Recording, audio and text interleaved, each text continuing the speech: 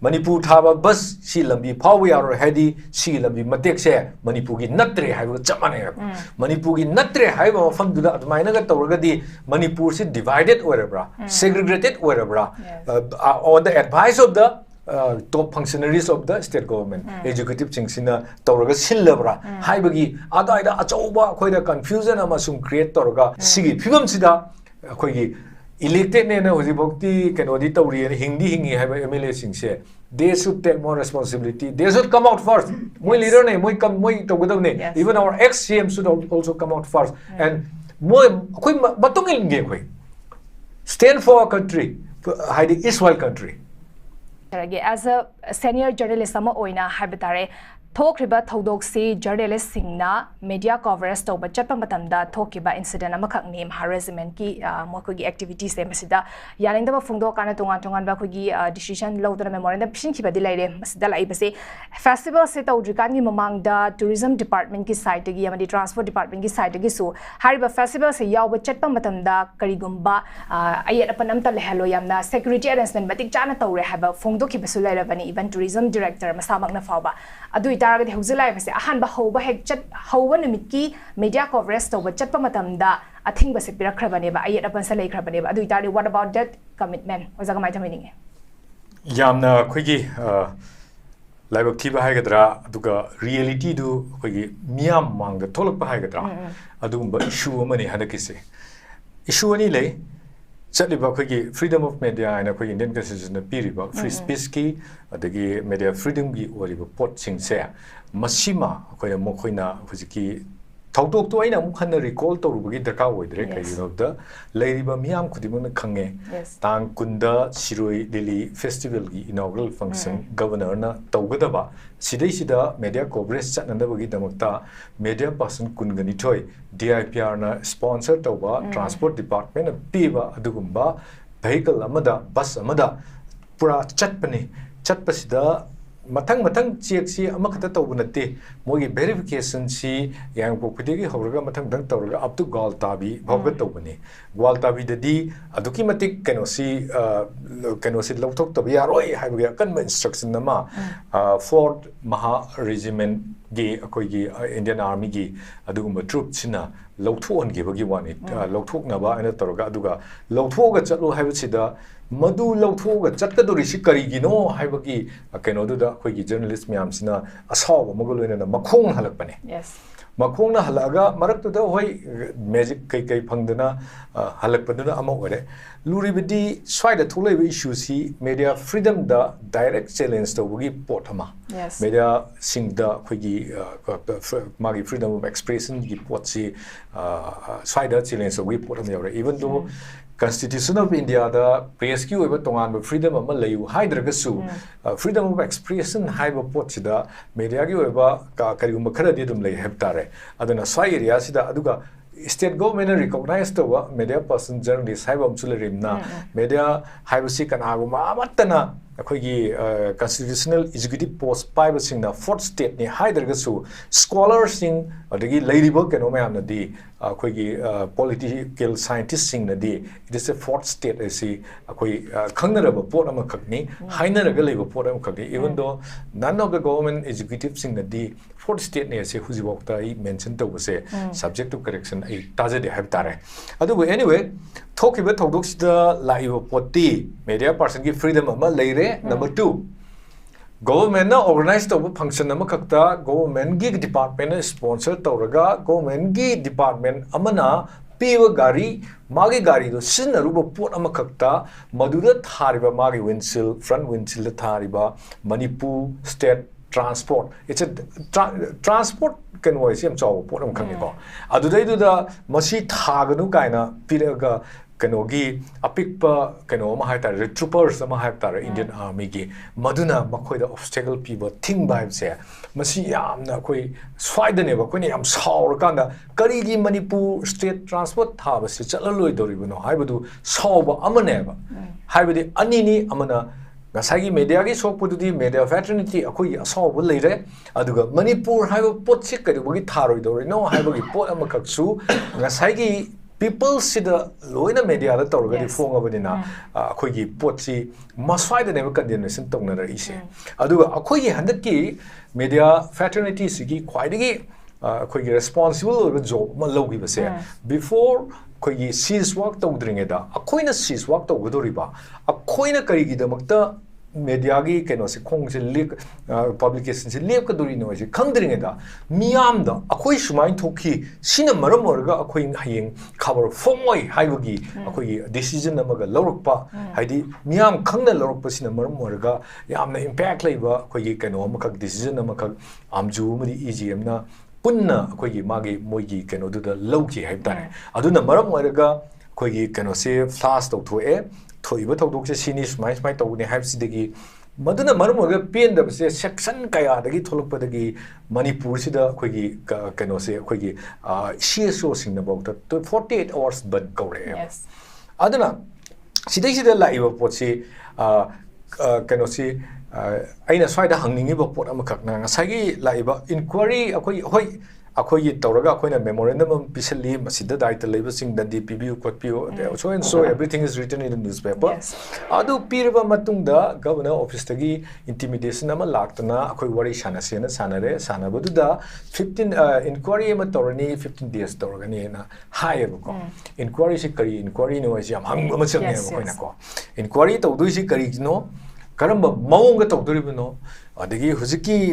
Indian Army is most disciplined force in the country never moidi without any order they don't act anything moida order later pot se moi act tawdeba aduna sida moina tawraiba asagi lambi du da thatna tawraiba aduga fort maharijimen gi kanghu duna thoglaga si lawtho khoto kaina thingna khotna tragedi chat kanu aina tawriba pot to order ama phangdana tawani haibagi indication amasu adum lei aduga hariba posida khogi police sing su changjalleba adu yang ngai di police sing duna hujiki fort regiment gi wafum du da yaning bu utpagi mongda spray puraga lai hai madu muthanaba manipur state transport muthanaba aduga plus policing du aina ayona tharakpa video khara da ubuda policing du ma ga lepaga ngasagi bus ki driver sing duna chena ngasagi manipur state transport to napsan mudo yinga leiba oye ado makhoina karigumba hiram amata da fort regiment gi khoi mahar regiment gi kangku du da kari gi damak ta si yadri noi se hangdeba aduga moina haiba da order amagi ni haiba ma hai aduga special force kangde commando kangde any keno sing se Indian Army gi most disciplined keno sing sigi moi gi mathau amadi order do in banebo whether it may be wrong or right they don't have any khoi moi da kari bom ta leiteba order do illakanda order do follow tawrakanda taw pot ama khakne aba masigi pot sida order do follow tawbani na ngasai gi keno se khoi gi inquiry si karai tawduino hujiki inquiry sida piriba terms and conditions si kari hoiduno akhoi sida tang try panda order thoi whether it may be dead back to tawraga thokpra MST bus chelan gano si thokpra aduga MST bus chelan gano haiba order am thok toradi it should be in the public platform aduga adugi mayam dugi khangan gadaba poto khangan na kari gi damakta akhoi gi aduga order am thom gadorino thogana hana mangjong na akhoi masigumba order ama lei se khangandribna karigino aduga thoibna karigino haidi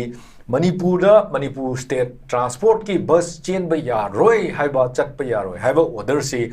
masi thokpagi maram sina karigino haise akhoi masi ya mun khanba ma changne ba ko aduna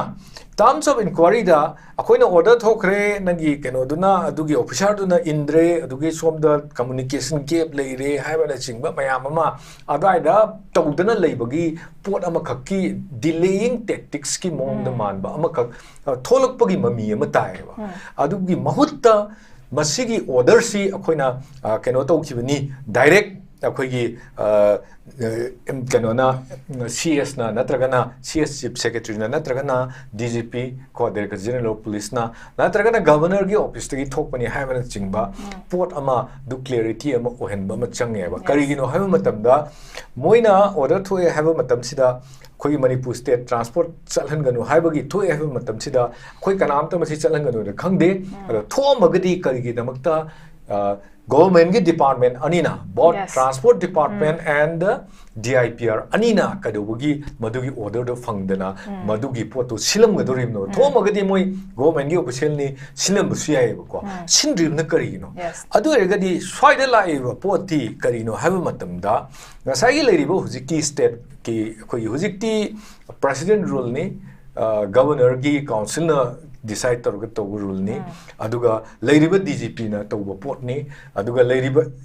chief secretary na high order sing duni any security force whether it may be akoi ngasai gi keno oisunu army Indian army oisunu adagi Assam rifles ki oisunu nataga topa regiment sing oisunu haiba sing sin induce moina to order do neba moina to order do kari moina madu muthalu have do muthal kanu chalhala mera khalaseba adurgadi hujiki battalion sigi potse moida action lower oi hiding I labra ana moigi action do mokoi action lower tane bai da moina adu commit torom biya ba hai lakchani yu afam di hojik manipur gi level toriba bus aduda adugi plus manipur gi chelhan ba yaroi kaina hariba pochida laiba poti masigi order direct thoiba misi kanano haibasidi khangabani khangabana 15 days inquiry matam lauraga atopata adugi director na du haide adugi director na pau phongna de adugi director du da thui haidana adugi plus hojiki fort kari Maharegiment gi commandant duna khogi potse keno tawde haibana chingbagi pot mayam amada sanaraga mathak thongbada leiribo officer sing haibadi se CS lairi security advisor lairi governor lairi adagi DGP lairi makhogi advice ta akhogi tawribo potto moina tawdabusu yadaba tawdragana moigi mafam tatnabagi pot ama leibagi pot ubra haina ID adai area du da khallaga the main culprit behind this disintegration segregation of Manipur haibadi Manipur thaba bus si lambi phawi aro hedi si lambi matek se Manipur gi natre haiba chamane Manipur gi natre haiba mafam du da admaina ga tawragadi Manipur si divided orabra segregated orabra on the advice of the top functionaries of the state government executive chingsina tawraga sillabra haibagi adaida achauba khoida confusion amasung create tawraga miyam dana kamaina amuk focus on geda Maharegiment tokai na CRPF amuk ya akhoi yade haini BS amuk yade BSF amuk yade haini adagi Assam rifle troop amuk yade haini security force family they all act as per the order of the top official name aduna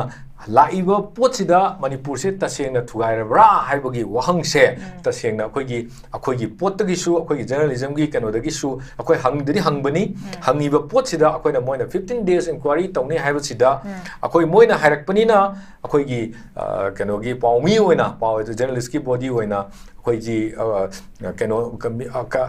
majority of the journalists na akhoi di activist kano ne natti na dum khumi aigi di it's activism journalism ne akhoi na tawjari se at times of akhoi war time hujik leiriba crisis times the akhoi activism journalism ne akhoi na tawjari se adona 15 days ka moina lawni hena tawga akhoi thembagi pot se akhoi yaning de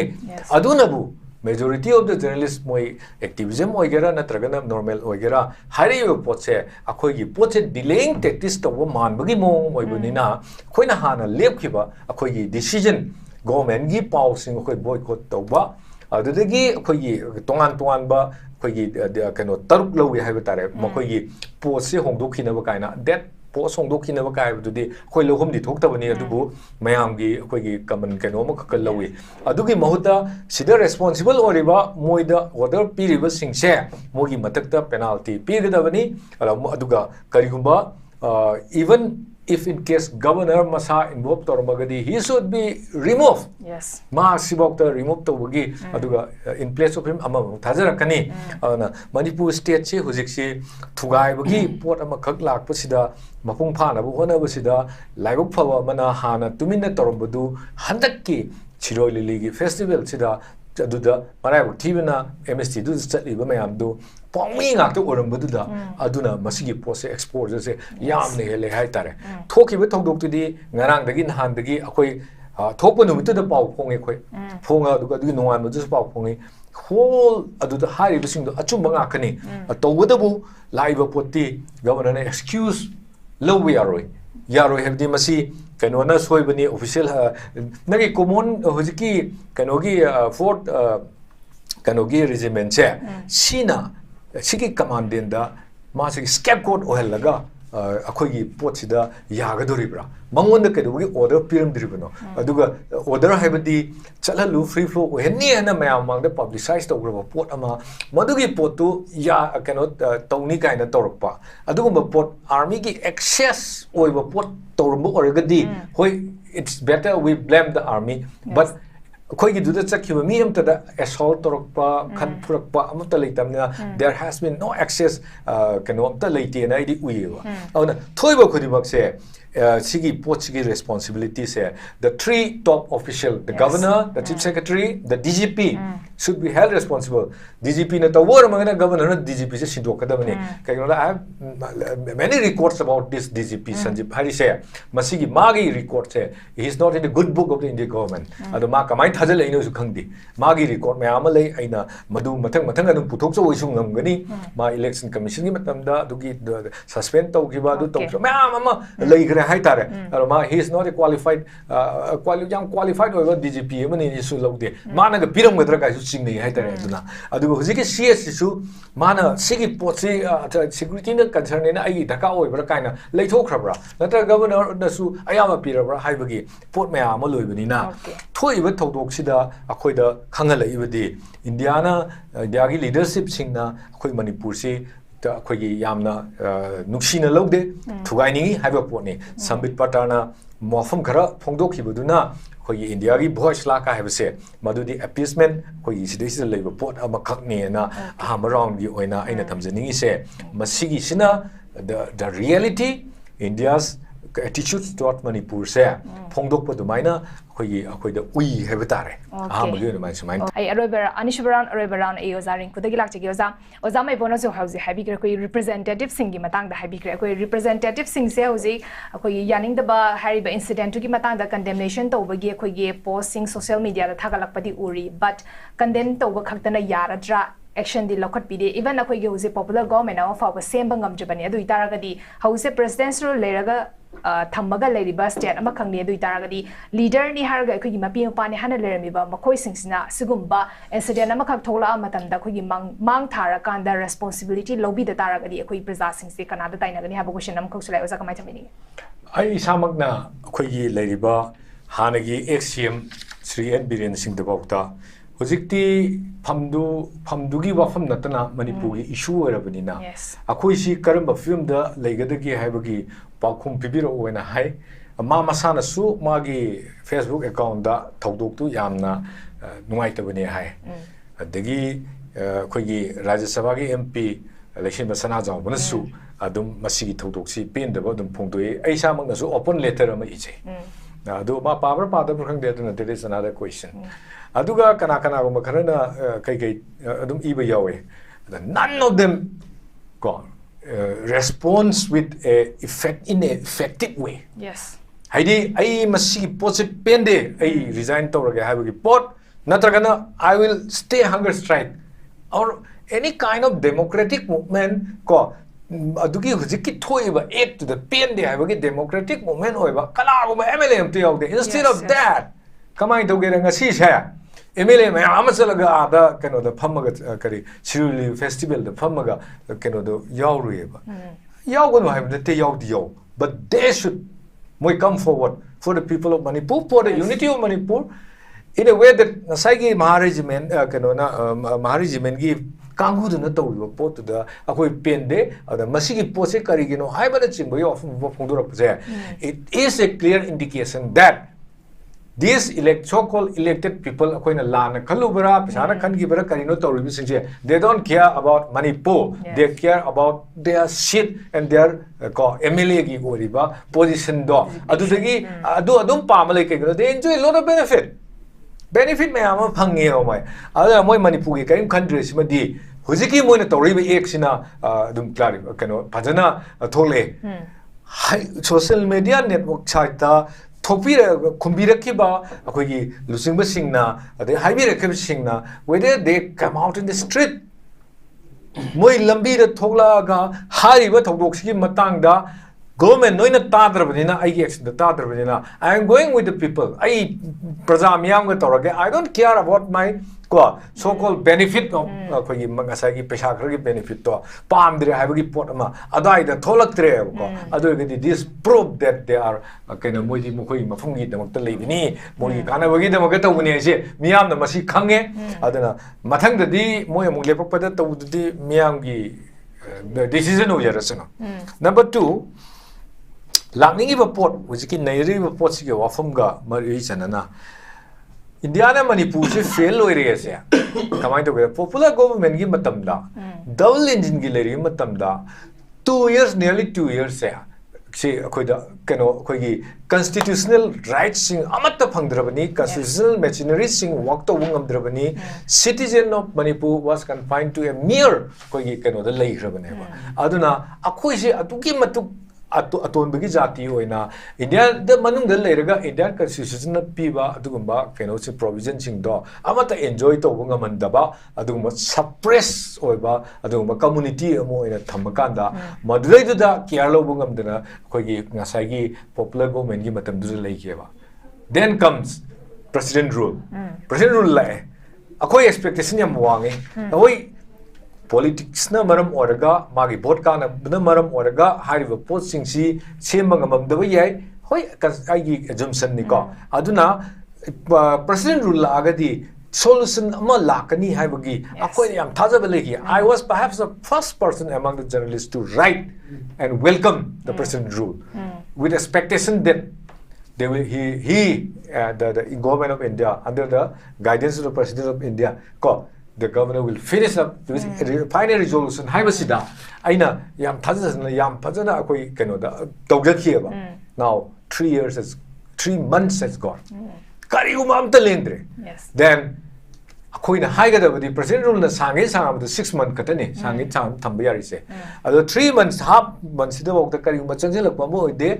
uriba pot abu Manipur thaba bus Manipur gi territory da chatpa yade haibasima su ukhala now the question arises here is akoi si kari tawgadageba Constitution of India gi akoi gi piriba provisions sing sigi matung inna popular government say if it collapse if the Indian constitution machinery sing fail already then comes president rules in a remedial measures ama hoina masi revive tongna hona na bagi damaka thamba se state la masi 56 ki keno ne article 56 yaw pot ama khang ne ba then all India gi hoina oiraga na 52 gi laga emergency ga lapok kana lani yam leigre ko leiba du da hiding iba pot ama khang na even if the president rules fails in the state president rules fail ori haim ni ko yes adu di karamba constitution sigi provision da if the popular government fails, then if the president rule then came against fails, then what provision is there? Next, kari no, kari karamba thangada ge bagi pamom ka blank ta thanambe. Adugi pot thim ta khangdeba. Maduda kwaidagi upai leiba ma khakti dissolve tok tho cannot tok loina tok thoga no fresh mandate ama people's ki mandate ama low ba thabak thaiba. Madu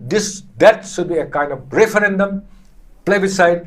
Adugi mawungda akoi state se India manung dal leiru bagi kana ba leitrabani na akoi state se leigidra leiroidra haibagi referendum plebiscite adugum bagi mawong da bokta akoi lorukpa ya bagi adugi keno bokta akoi state bokta akoi leiriba miyam sigi leiriba lusin bani hairiba singsina puthok pirakpa ma darka oiba kaino we are not satisfied with what they are doing akoi bo second class citizen ama oina treat to bai sibu kana na nungai dori no sigumba pibam singsida ni thoiba thawdok singsina taiba thabak singsina utle madudi India government na moigi akoi keno da kedo bagi hujik ozana haibu no nangi kari fort maharajiment kedo taina doino they have been instructed they have been ordered and order to follow to the moi thabak tat toine ba aduna tawbor musya ba the person who is ordering them should be held responsible for all this act and they should be held responsible for creating buffer zone army they follows only the order to karam bagi ꯑꯩꯈꯣꯏꯒꯤ on the top of the government ꯗ ꯂꯩꯕꯁꯤꯡꯁꯤꯅ ꯃꯣꯏꯅ ꯐꯅꯌꯥꯝꯅ ꯍꯥꯏꯖꯤꯜꯂꯁꯨ ꯌꯥꯔꯣꯏ ꯃꯣꯏꯗꯤ follow ꯇꯧꯕ ꯈꯛꯇꯅꯤ ꯑꯗꯨꯒ ꯃꯅꯤꯄꯨꯔ ꯒꯣꯔꯃꯦꯟꯒꯤ ꯀꯩꯅꯣꯗ follow ꯇꯧꯗ꯭ꯔꯁꯨ now it's a central government ꯀꯩꯅꯣꯗꯒꯤ ꯀꯔꯤ union home ministryꯗꯒꯤ ꯇꯧꯔꯛꯑ ꯂꯣꯏꯔꯦ ꯆꯞ ꯃꯥꯟꯅꯩ ꯃꯣꯏ ꯐꯣꯂꯣ ꯇꯧꯕꯅꯦ ꯑꯗ ꯑꯩꯈꯣꯏꯅ target ꯇꯧꯒꯗꯕꯗꯤ we don't have to target this gunmen on the street personal on the street we have to target the men sitting there ordering them to do this and that to segregate Manipur silent segregate yamna koigi tuminna segregate tawna honare singsi mayok ta koi kholau laugadabni adu si matamsida koi punji haraga punma ngamdabado now akoi thola abdina journalism gi movement sida mayam punbagi pot amakak even amuko today announce makoigi pen deba lautai tongan organization orsu cause to amato oirakpasina apunba ama porpagi mamitai sigi figam sida akoigi elected ne na hojibokti kenodi tawri ne hingi haiba MLA singse they should take more responsibility they should come out first moi leader ne moi tawgadab ne even our ex CM should also come out first and moi akoi matungil nge koi stand for our country haidi Israel country aduni aina haijening important okay koigi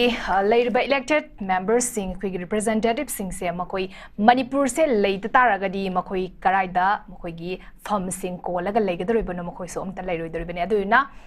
leader ne na lairiba sing sina koigi mamang thabira kanda koigi praja sing se luching bira kanda makoina hariba koigi Manipur gi idea of Manipur da singnarakpa threat amakhak oidore bani koigi lisang sina so crisis solution besungam da ba even hause koigi Manipur state ki bus of our Manipur thaba yaroina har abasi masi fawbada koigi thongla akanda koigi condemn toba khang natabida koigi forward ta thongla akanda koigi thabak tobase to ki mitik tangai fada bani ai